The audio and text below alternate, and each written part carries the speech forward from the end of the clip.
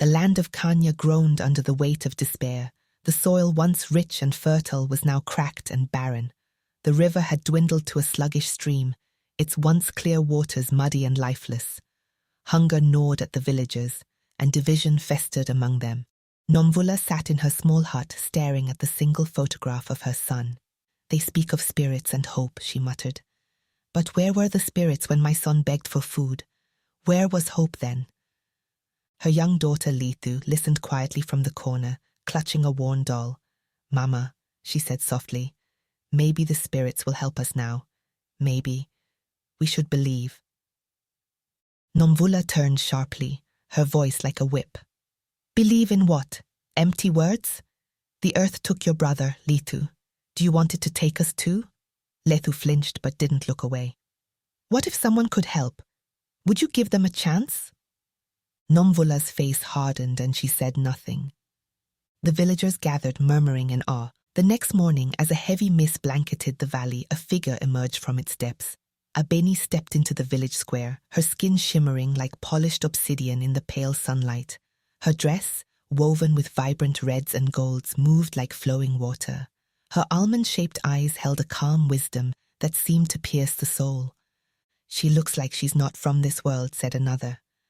Lithu tugged at her mother's sleeve. "Mama, look," she whispered, her voice full of wonder. But Nomvula's eyes narrowed. "She's not here to help us," she muttered. "Mark my words." The elder stepped forward, his gaze solemn. "The prophecy speaks of one who would come to heal the land," he said. "Are you the one?" Abeni raised her hands, her voice ringing out clear and serene. "I am Abeni. I have come because the earth called to me. It weeps for your division. The land cannot heal while its people are broken." But Nomvula's expression darkened. "She's fooling you," she said. "Look at them, staring at her like she's some savior." Abeni met her gaze without flinching. The earth mirrors the hearts of its people. When bitterness takes root, nothing can grow. That evening, Abeni joined the villagers around a flickering bonfire. As the drums began to play, she rose and began to move. Her dance was slow and deliberate, each step carrying an unspoken message. Her dress shimmered like firelight, her anklets chiming in harmony with the rhythm. As Abeni danced, the villagers felt something stir within them, a forgotten sense of unity. They began to clap, hum, and sing, their voices blending into a harmony that hadn't existed in years. When Abeni stopped, she addressed them. "Do you feel it? This is what the land needs, unity. When your hearts are one, the earth will respond." Lethu clapped her hands, her face lit with joy. "Mama, isn't it beautiful?" she asked. Nomvula's eyes were hard. "If she is, then the earth will protect her. If not, she'll reveal herself for the witch she is." "But what if she really is here to help?" asked another woman. "Silence," Nomvula snapped. "If the spirits sent you, they will protect you." "You think I am your enemy," Abeni said softly, "but it is your fear that blinds you." "She's bewitched them," Nomvula said. "The men look at her like she's a goddess. The women don't even question her. But she's no savior. She's here to take what little we have left." "And what good is a smile when their bellies are empty?" Nomvula shot back.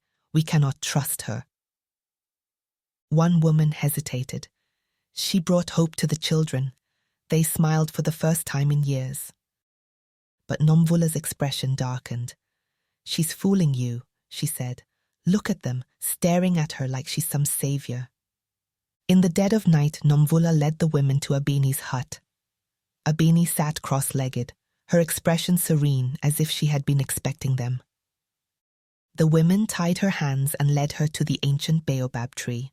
Under the moonlight, they bound her to its gnarled trunk and left her there, the shadows of its branches stretching across her glowing figure.